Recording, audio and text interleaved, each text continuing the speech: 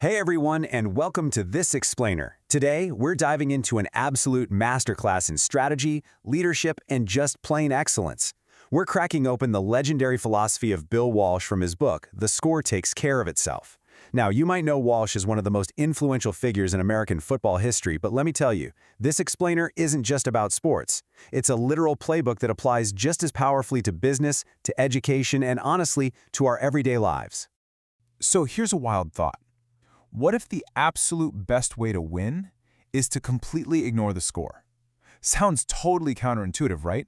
I mean, it goes against literally everything we're taught about success, setting goals, and keeping our eyes on the prize. But, as we're going to see, this exact paradox built one of the greatest dynasties in sports history. To really grasp the weight of this philosophy, just think about the number 3. Bill Walsh took over the San Francisco 49ers when they were a struggling bottom-tier team, and he completely transformed them into an absolute juggernaut, bringing home 3 Super Bowl championships. And the kicker? He didn't do it by obsessing over the final score on game day. He did it by completely revolutionizing how a team operates on a day-to-day basis. Okay, let's dive into exactly how he pulled this off. Section 1.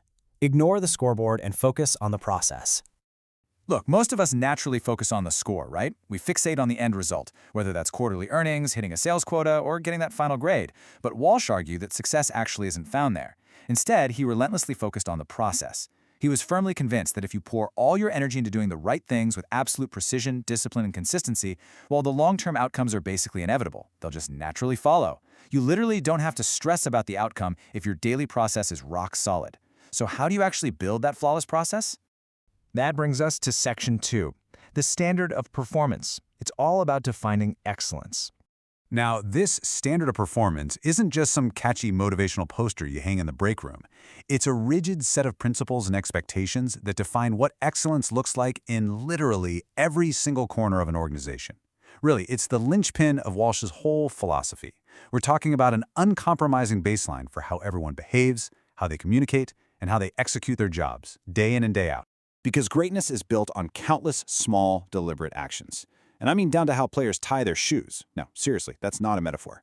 Walsh was famous for agonizing over the most granular details you could imagine. He genuinely obsessed over how his players tied their cleats, how they tucked in their jerseys, and exactly how they communicated both on and off the field. He wanted to prove that no detail is ever too small. Think about it. If you can't be trusted to get the small things right, how on earth can you be trusted with the game-winning drive? Now, scaling up from those micro details, Section 3, the power of preparation. This is where meticulous planning comes in. 25. This number represents one of Walsh's absolute most famous strategic innovations. He was so incredibly meticulous in his planning that he routinely scripted the first 25 plays of a football game before the kickoff even happened. He wasn't about making it up on the fly or just reacting to the other team's early energy. No way. He wanted to dictate the terms, guarantee a strong start, and execute a flawless plan. And the benefits of that level of preparation are just massive.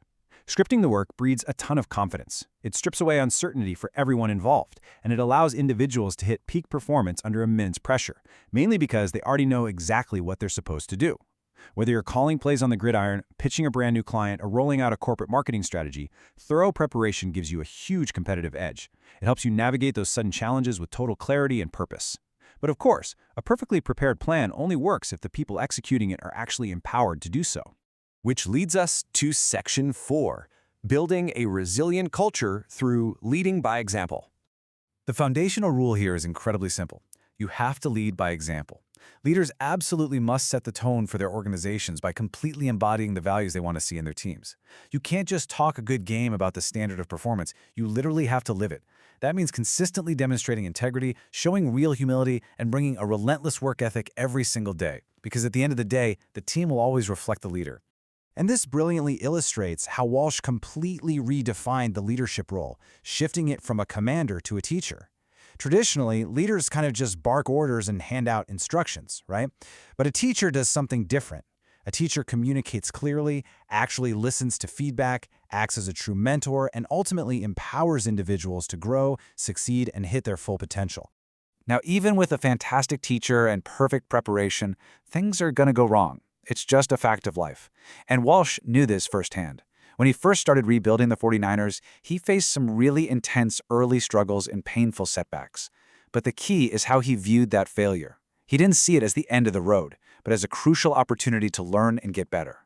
For him, failure was a stepping stone, not a stop sign. Cultivating that kind of resilient culture is essential because it completely changes how a team operates. When a leader allows mistakes to be seen as just a natural part of growth, it actually encourages innovation. It fosters healthy risk-taking. People aren't terrified of making a wrong move, so they actually play to win instead of just playing not to lose. And ultimately, that's what ensures long-term sustainability for any organization. So, bringing all these concepts together, We arrive at Section 5. The system produces results. This is about building the machine. When you bring all of this together, it creates an unstoppable machine. First, you focus on the daily process. Second, you set those incredibly high standards. Third, you nurture a culture of excellence where people feel taught rather than commanded. And finally, you step back and you let the system produce the results. True leadership really isn't about frantically chasing the outcome. It's about building a robust system that automatically generates those outcomes for you. But here's something you definitely want to remember. This highly strategic, super meticulous approach, it only works because it remains deeply humanistic. You have to blend hard-nosed, relentless discipline with a genuine, authentic care for the people you lead. Success isn't just about holding up the championship trophy.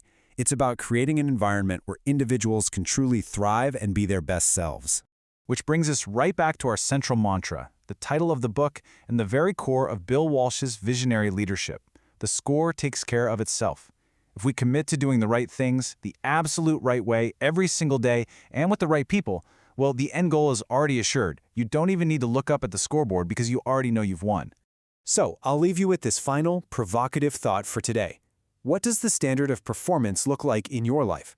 Are you spending all your energy stressing over the results? Or are you truly focused on your daily processes, your preparation, and your own tiny, deliberate actions? Stop worrying about the score, build your system, and just watch what happens. Thanks for joining me for this explainer, and I highly encourage you to start applying these lessons to your own playbook today.